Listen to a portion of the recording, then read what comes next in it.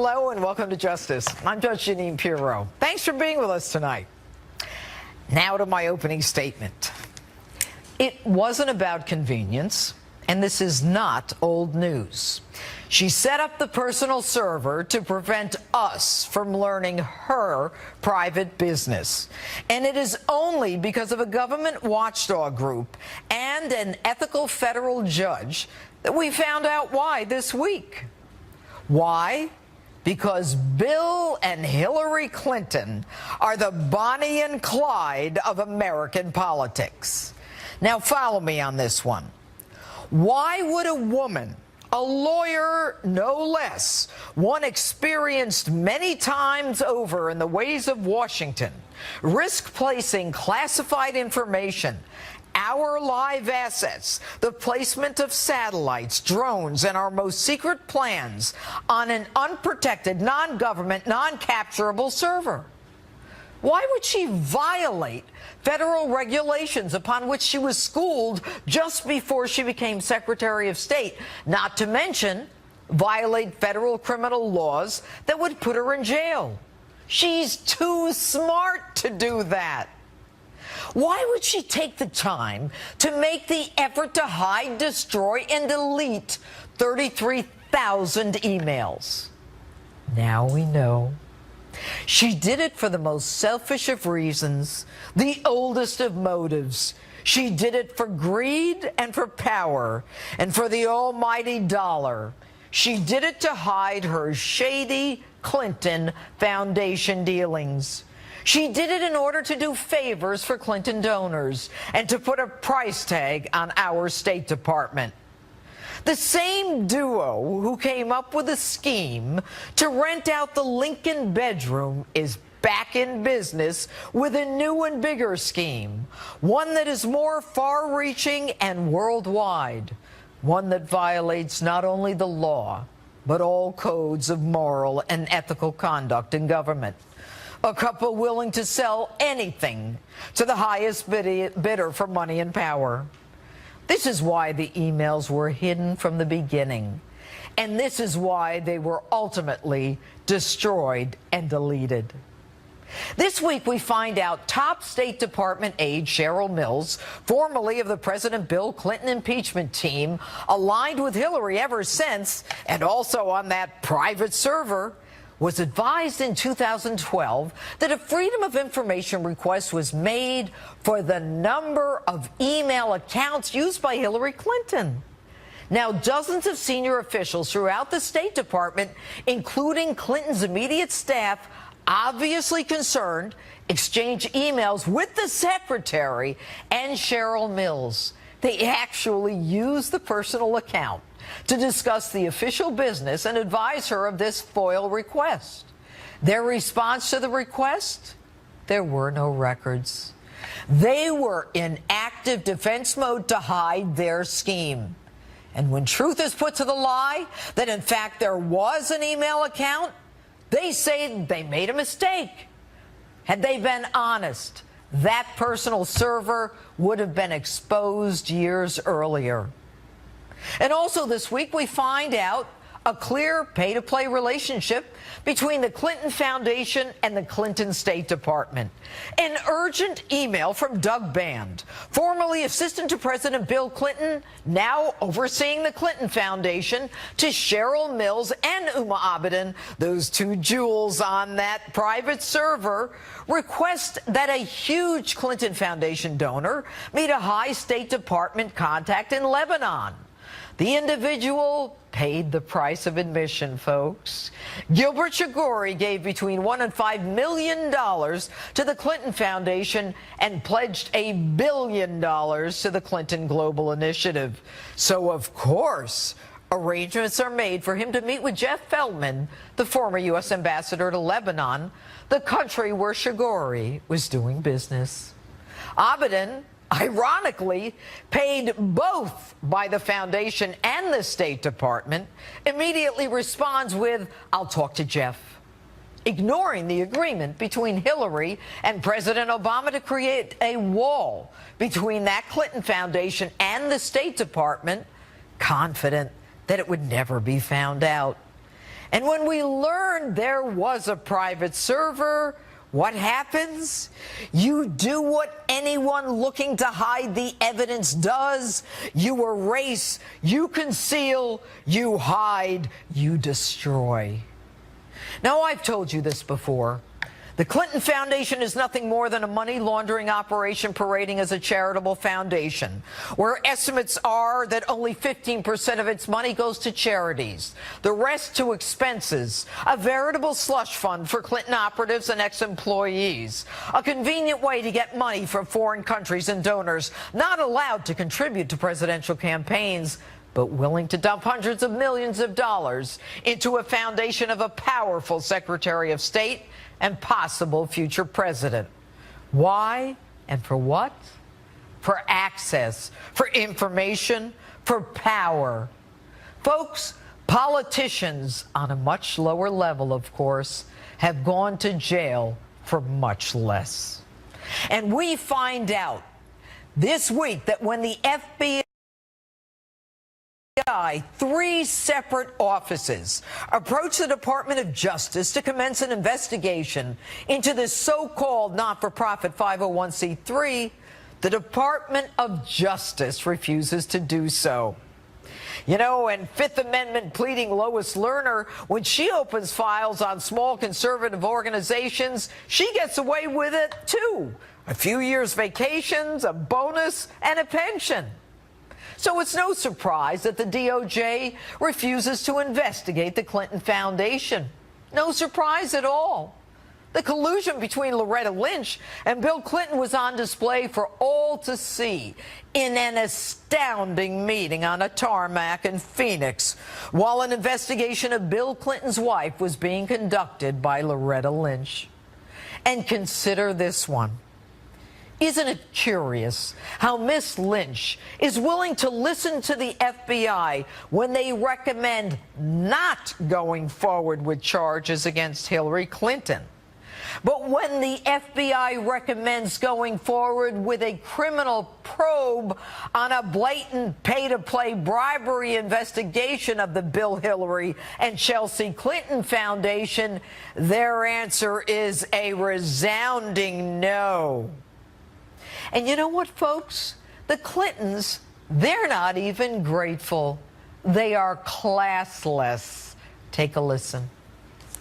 The FBI director said when he testified before Congress, he had to amend his previous day's statement that she had never received any emails marked classified. They saw two little notes with a C on it. This is the biggest load of bull I ever heard. You know, the FBI's ability to lose decades of hard-earned and well-respected credibility is now on display for the country to see. You know, Jim Comey's the FBI director, and I told you, Jim, last week what happens when you run with these kinds of people. Jim, you're running with dogs, and you know better than I that when you lie with dogs, expect to get fleas. Jim, listen to that comment from Bill Clinton. Jim, my friend, you deserved it. And that's my opening statement. Tell me what you think on my Facebook page or Twitter, hashtag Judge Jeanine. And with me now, Progress Texas Executive Director and Hillary Clinton supporter, Ed Espinoza. All right, Ed, let's talk about the fact that you've got Hillary Clinton's aides employed by the Clinton Foundation and the State Department when Hillary Clinton promised President Obama that there would be a wall between the foundation and the State Department. How does she get around that when she signed an MOU, a memo of understanding with the president, that there would be no connection between the two? Well, first of all, thanks for having me back. I do appreciate being here. And as far as the emails go, look, I've worked in a government office before. Many people have. You can't always control the emails that are coming in that's not my to question. your I'm office. not talking about the emails. I'm talking about Hillary Clinton said that there would be a wall between the State Department and the Clinton Foundation. So if there is that wall that she promised the President of the United States, how is it, number one, that Uma Abedin is paid by both the State Department and the Clinton Foundation, and that she is reaching out to the State Department to make sure that a Clinton Foundation donor gets a meeting with Mr.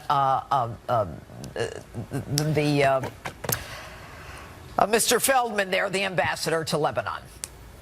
Well, I'm not certain that she was getting paid by both organizations at the same time, which is, okay, well, that's an important distinction. That I'm not familiar with those details, but I will say this. If there's an MOU between the State Department and another office in the government, that doesn't necessarily bind an outside entity by that MOU. The so MOU as I was saying between before, Hillary Clinton and the President, saying that there would be a wall between the Foundation and the State Department. I'm trying to give you an answer to it. Respectfully, if the other organization from the outside sends an email and they send requests, they're not bound by, the outside entity is not bound by that MOU. Now, as I was saying, I've worked for government offices before. Lots of unusual and sometimes misguided requests will come into those government offices. The important thing is do the offices receiving them have the judgment to act or not act on them? And in this case, I don't think there's any evidence that the State Department did act on those emails. Yeah, they set At up least the there's meeting, nothing that's... Ed, they set up the meeting. And by the way, when you've got the same woman employed by the Foundation and the State Department who's setting up the meeting for a guy who gave $5 million to the Foundation, whether or not the meeting occurred is not the issue. Shigori and Feldman say it didn't occur, but they set up the meeting. You got a problem with that? I'm really not familiar with those particular details, so I wish I could tell you more. All right, let's move on. That far on it. All right. You know, Bill and Hillary Clinton released their taxes today, and 96% of their charitable donations went to their own foundation. Did you know that? I was unaware of that, no, but I do think that it's telling that they did release their tax returns when, comparatively, Donald Trump hasn't released any of his tax returns. And I think that if we want to have an even playing field to see where charitable contributions are going, that let's see where Donald Trump's cards are. We know where the Clintons' cards are now. Yeah, we do. And they put their money in their own foundation, which we don't really understand because accountants are telling us they have a whole new paradigm the way they set it up. Ed Espinosa, it's good to have you on the show. Thank you so much. All right, my political panel is still ahead tonight, and we'll get into all of this. But next, National Donald Trump spokesperson Katrina Pearson is standing by. I have a lot of questions about a rough few weeks for Mr. Trump and how this ship can get turned around toward a pointed November victory. My interview with Katrina is next. We have a newspaper that's failing badly. It's losing a lot of money. It's going to be out of business very soon. The New York Times, okay? I love it. And they wrote a story today. Anonymous sources have said, 3 anonymous sources, anonymous this, anonymous that, the newspaper's going to hell. They've got a couple of reporters in that newspaper who are so bad, I mean lack of talent, but it's going to hell. So I think maybe what we'll do, maybe we'll start thinking about taking their press credentials. That's Donald Trump at a campaign rally in Connecticut a few minutes ago, suggesting he might pull the New York Times press credentials for an article that's citing problems within his campaign. This amid another tough week for him on the campaign trail and a new controversy with dozens of Republicans calling for the RNC to cut off funds to Trump's presidential campaign. Here with reaction is Katrina Pearson, Donald Trump's national spokesperson. All right, Katrina, I am looking at this article now. Inside the failing mission to save Donald Trump from himself, and Donald is correct. I mean, it is one anonymous source after another, and that you know, the campaign is in trouble. Is the campaign in trouble?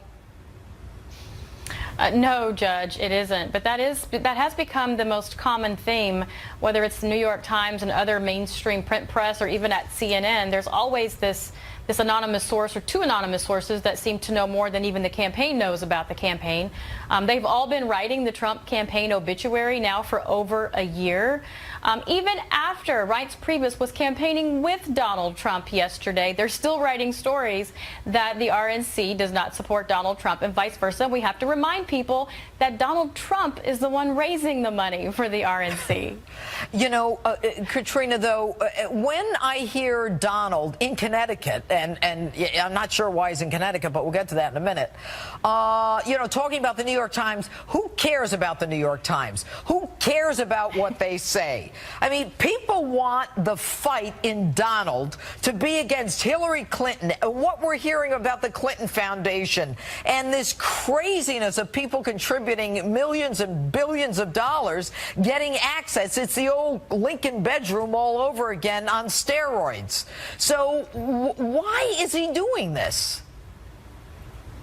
Well, you will hear him talk about that as well. And the rally will be online for anyone that wants to see it that missed it tonight. He talks about all of the above simply because, look, Judge, he is fighting not just against Hillary Clinton, he is fighting the media. He's been able to get past the media by taking them on head to head because, as you know, when someone's constantly attacking you and you don't defend yourself, it actually works against you and not for you. And that's why we're excited to have Donald Trump as a Republican candidate, someone that's going to take these people head on and call them out for their lies. And I think more people now understand the biased media because they're definitely not hiding it anymore, but they're getting Donald Trump's side of things, which is something that's never been done in Republican elections of past. But you know, let's assume, you know, that the press is going to focus on things. And I find it stunning, Katrina, as a prosecutor, when I look at all of this stuff that we're just seeing in the emails that were deleted, expunged, concealed, burnt, wiped, whatever you want to say. And everybody just ignores it. And they're worried about what Donald meant about Second Amendment people in Supreme Court. I mean, I understand it, but at the same time, he now understands the press. Why play their game? Sure. Why not just get out there and say, and this week we saw this and this and this, and not even go in the other area? Well, I mean, you're right. It's not news that the Clintons are corrupt to the core. I mean, they have a string of scandals behind them for over 30 years. The media has been covering for them. And, you know, it's no secret that there's corruption in the government. I mean, cronyism is why we have a Donald Trump nominee and why the Bernie Sanders people rose up and why the Tea Party even started. Right. Donald Trump is taking on everything. This is the entire establishment, whether it's the right or the left or even the media. And Donald Trump is taking them head on. He will be talking about the emails. And if you check your inbox, the campaign just sent out a very lengthy discussion on the emails as well as the pay-to-play for the Clinton Foundation.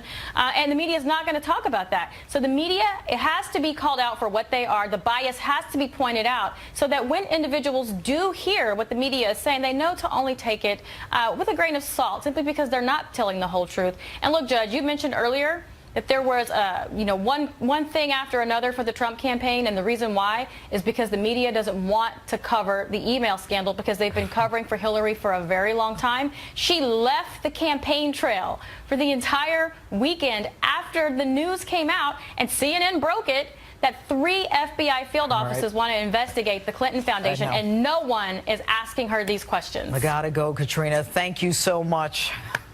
Still ahead, Trump pollster Kellyanne Conway is here to map out the path to November. And next, my political panel is standing by to talk Trump, Hillary, and my favorite topic, the Clinton Foundation.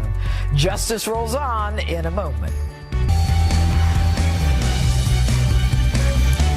A bad week for the Clinton family as new reports raise more serious questions about the Clinton Foundation. Joining me now, Chief Counsel for the American Center for Law and Justice, Jay Sekulow. All right, Jay, what have we learned this week from those emails that were released? I mean, what we have learned, of course, is what we've got Abedin being paid by Teneo, the Clinton Foundation, the State Department. And if there's this wall between the State Department and the Foundation, how does somebody get paid by both? Who's her, you know, who does she respond to?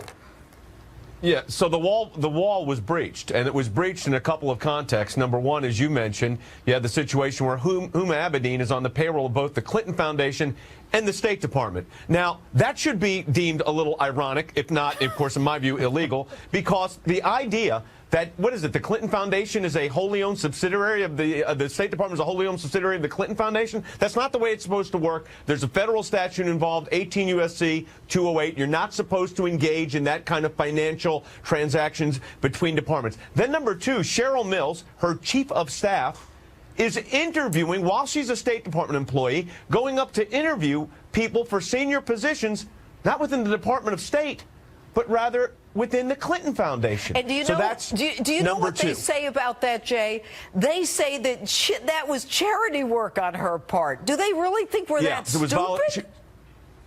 Yeah, well, she was a volunteer. Here's the problem.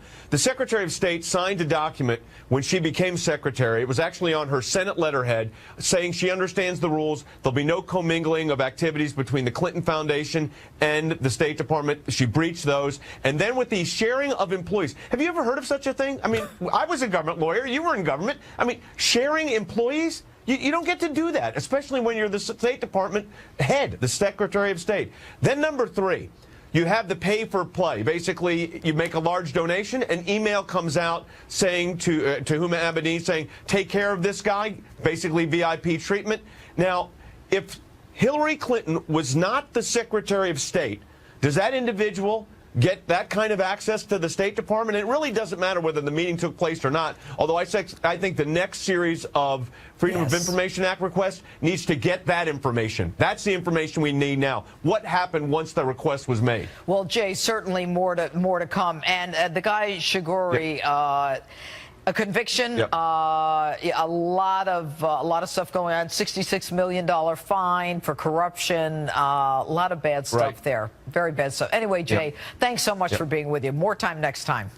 Thanks, Jeff. All right. Quite a week of controversy for both of the candidates. A lot to talk about. We're going to get right to it with my political panel, Republican strategist and Trump campaign senior advisor Boris Epshteyn, and political commentator and Clinton supporter Danielle McLaughlin, who we are welcoming to justice for the first time. Okay, I'll start with you. Not a good week for Donald. He's down 10 points. What is going on? LA Times within 1 point, Bloomberg Reuters within margin of error, no problem at all. Listen, our bad week, quote unquote, was he said that there's political voter fraud. Voter fraud happens. Her bad week is you learn of more emails. You learn the fact that she perjured herself in front of Congress when she said she turned over all her emails. And then you learn about Cheryl Mills' visits to New York, and she's saying those are for charity. We all know, just like you said, we all know better. Also, did she meet with the heads of Walmart and Amazon for charity? That's a lie. They continue to lie to the American people. What I'm saying is, I made all those arguments. It's not helping him. It's hurting her. Well, it's hurting him and helping her. Why? So we have 86 days left to go in this election, right? It's all about making a case to the American people that Donald Trump is better on national security. But he made his case. He was up last month. And polls go. Okay, Dukakis was Danielle, up 17 after the DNC. Hey, LA Times, he had 10 points and now he's up by 1. So Donald Trump can't get out of his own way to fix this campaign. It's about discipline. This election, this campaign is a job. This is a job interview. He has shown a lack of discipline. He has shown a lack of real policies. And this nonsense about voters and rigging in Pennsylvania, there are 800,000 more Democrats in Pennsylvania than there are Republicans. So if we get out the vote, then Clinton will take this without any kind of voter rigging. In 2012, there wasn't one voter for Mitt Romney in Philadelphia. You really believe that? Listen to this. Not one voter. I know voters personally. I've got a who voted for Mitt Romney in 2012. My response to that is in 2012, the state of Pennsylvania signed a legal stipulation saying that they had no knowledge of any voter fraud in that state or outside. That doesn't mean it didn't happen. And I was on the McCain campaign in 2008, and we'll tell you for a fact, I focused on voter fraud. We'll tell you for a fact it happened in Ohio, I'm a prosecutor. I know what happens. I prosecuted. Okay, I don't need some political person to tell me it doesn't happen. I'm just reminding the people, not telling you. Let me go back, though. You say that he's running for a job. He is running for a job. And last month he was winning. So what happened? I think that he is using what worked in a primary campaign, and it's not working in a general. That he hasn't made the pivot. He hasn't made the pivot. He is shrinking the map for the Republicans. Of course he's made the pivot. Again, he is not. You're talking about polls that are 86 days out. Dukakis was up by 17 after the Democrat National Convention. But not after the Irish. What is he doing in Connecticut tonight? He's He's in a great rally in It's Connecticut. not a He's swing exciting state. people. Why is he in Donald Trump Connecticut? Because Donald Trump is somebody who is a complete game changer. Look at states like Wisconsin, Michigan, Pennsylvania, and Connecticut. They are in play. And if you go 5 miles away from the coast in Connecticut, Connecticut is a town with a lot of those Rust Belt voters, and he's getting those energized, and we will win He needs to Connecticut. be in a swing state. She's beating him in the swing He state. was in swing states all week. He was in Florida about 5 times, in Pennsylvania about Danielle. 5 times. What Donald Trump is doing. Where's is what- Hillary today? Excuse me. Let Where's me Hillary finish. today? The letter finished. What Donald Trump is doing now is what Richard Nixon did many, many years ago. He tried to visit all 50 states. That is a strategic error on Donald Trump's part. He needs to focus on Ohio, on Florida. He needs to focus on North Carolina. He's not going to focus on the Hawaii or swing Alaska. states. It's not the same thing as 1916. First of There are all, second of all, equivalents. Richard Nixon won that election if it wasn't rigged by the Kennedys. Second of all, Hillary Clinton Here we is go. nowhere today. She's down all weekend. She's Can I say campaigning. something about Donald? Everybody knows that he's my friend in the interest of disclosure. I know Donald Trump. The man doesn't sleep, all right? I believe if he it. can go to 900 states, he would. That's just who the man is. But I And we're But getting that voters doesn't in those mean- states. We're getting people excited. And also, by having a rally tonight, it's all over television. So it's not just Sure. Connecticut that's That's a good seeing him. point. The whole That's a country good is point. seeing him. It's being I covered agree. because And he's a she's- workaholic. I don't know about her. No, she's taking a nap. She's down all weekend. She's taking a nap. Bill Clinton was in Vegas last night. How'd that go? You Every think? single person that's What given happened away- in Vegas? He's the one who said that it was BS that Jim Comey, the head of the FBI, who did him a solid. Excuse me, Danielle, was that stupid? I cannot comment on that, and I will not. I What want to go happens- back. You're on what happens in television. Vegas- what happens in Vegas stays I in want Vegas. to go back to whether Hillary Clinton is a hard No. Answer Every single the. Is person- that dumb for the president of the United States to say that's BS for the FBI director who cut his wife know. loose from a case? She I likes think- Loretta Lynch, but he doesn't like Comey, huh? What I will say is Loretta Lynch and this whole Clinton plane, Arizona, complete mistake, absolutely mistake. Clinton has made mistakes. I can admit that. And now, but can and you now we admit know, that your and now we candidate know has that made Loretta mistakes? Lynch also shut down investigation. 3 FBI offices, field offices, wanted to investigate the foundation. Loretta Lynch shut it down. She can Huge do that. problem. Yeah, she could do. She's been promised that job in the Clinton administration. Yeah, More pay to Hillary play. promised it on television. Right. Donald Trump is promising his daughter a place on his cabinet. If that's not cronyism, I don't know what So is. is Bill and Hillary Clinton. Come Since on. when? They I've said not heard- Chelsea That's will take the nonsense. role of first lady. That's not the same. That's not the same as the head of the Epstein, DOJ Dan cutting them a break. McLaughlin. It's always good with the All right. panel here. What are the key states that can unlock a victory for Donald Trump in November? Kellyanne Conway is a Trump pollster, and she's here to walk us through it next. The battle for the swing states is on, and new polls this week show Hillary Clinton with a significant lead in some of the key states. Here to break it all down and talk about what Trump needs to do to turn it around, Trump campaign pollster Kellyanne Conway. All right, Kellyanne, good to have you on Justice.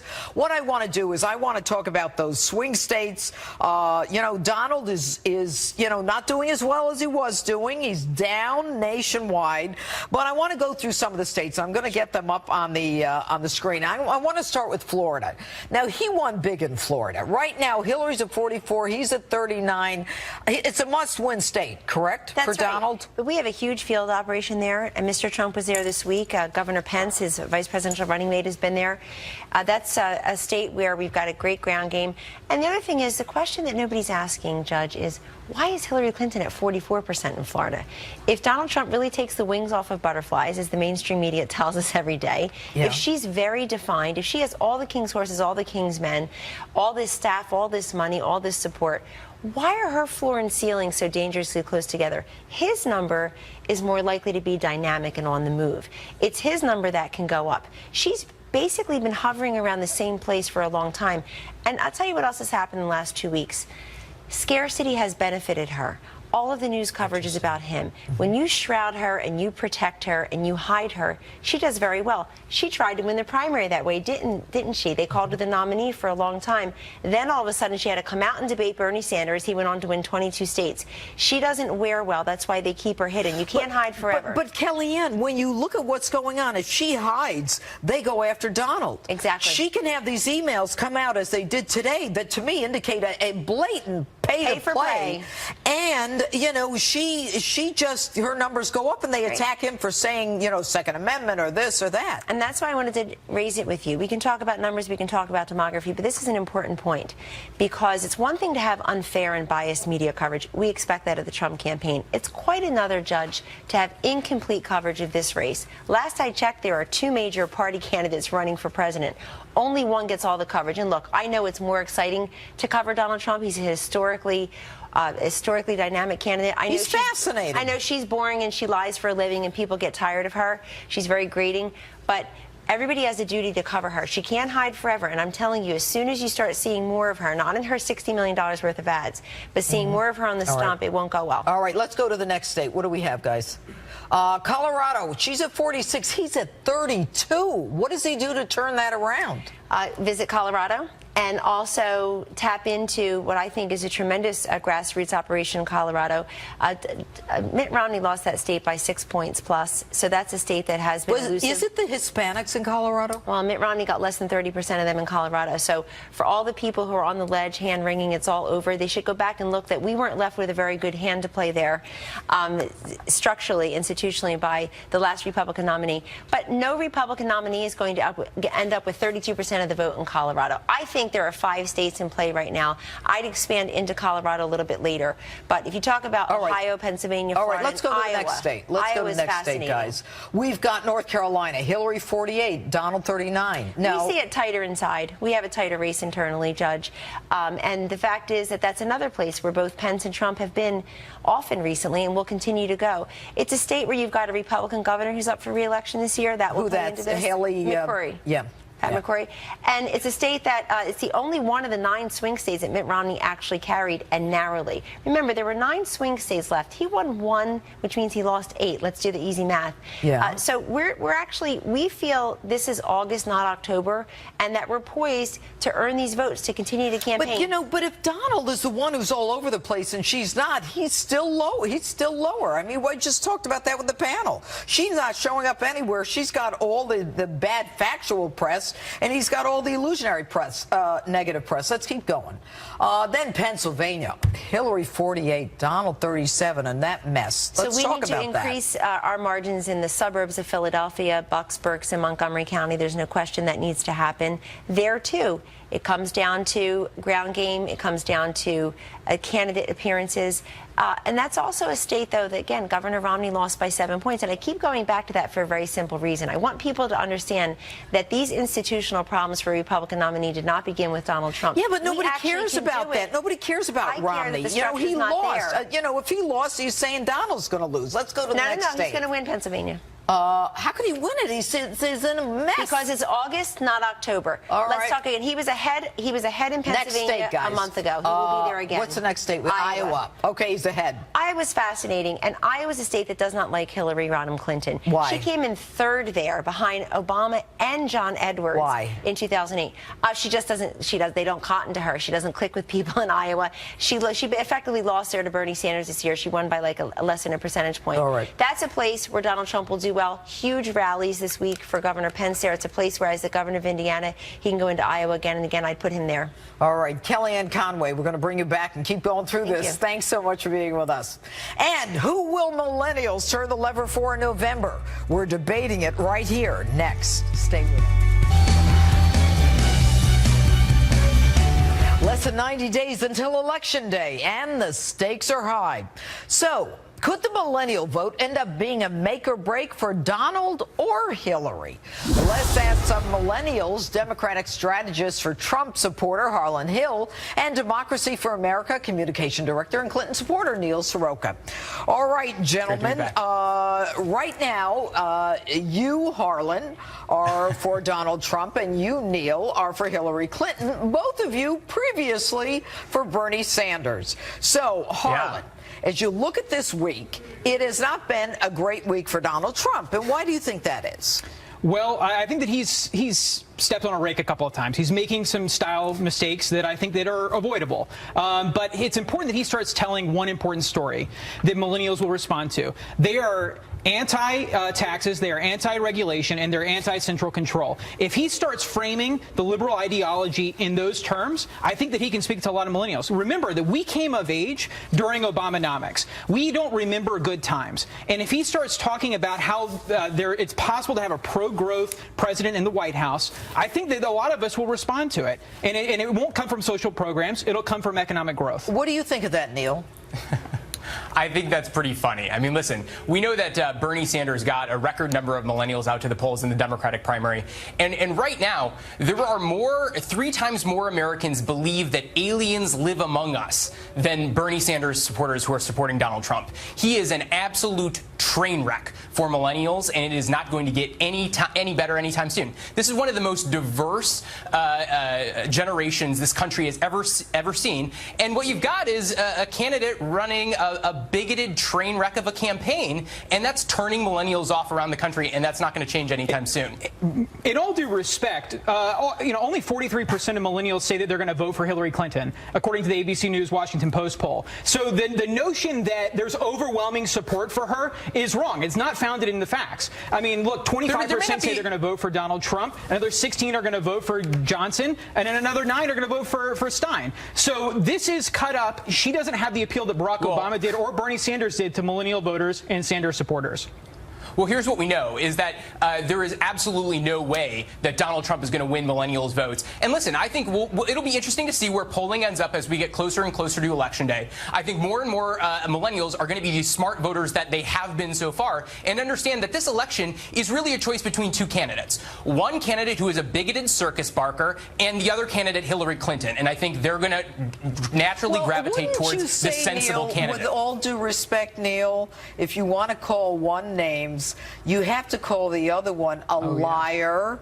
A neocon. Sure, that's going to happen. That's already happening here. Excuse me. I get to ask the question.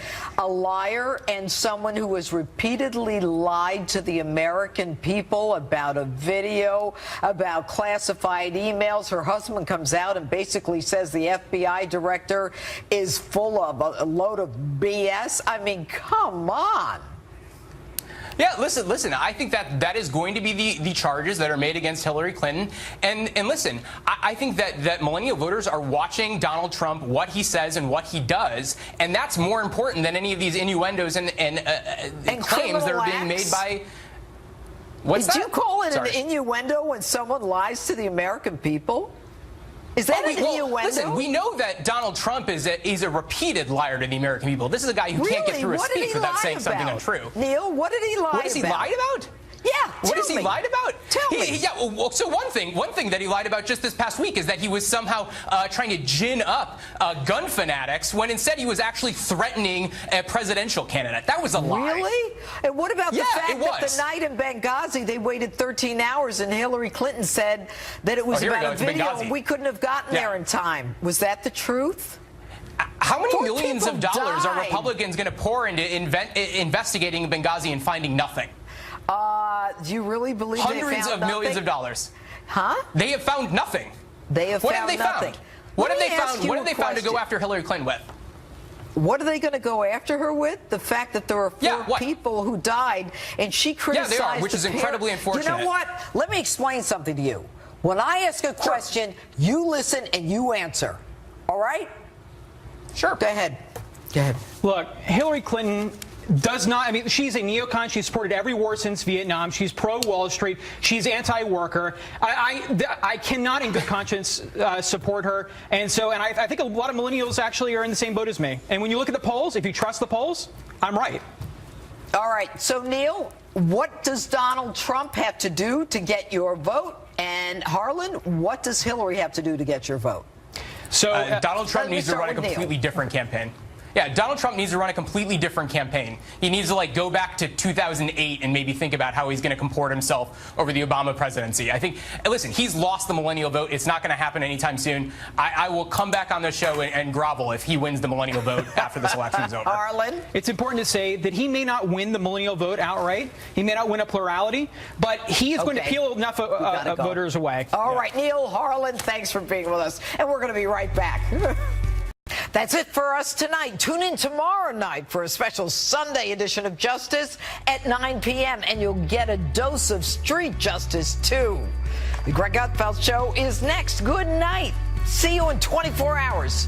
Actually, 23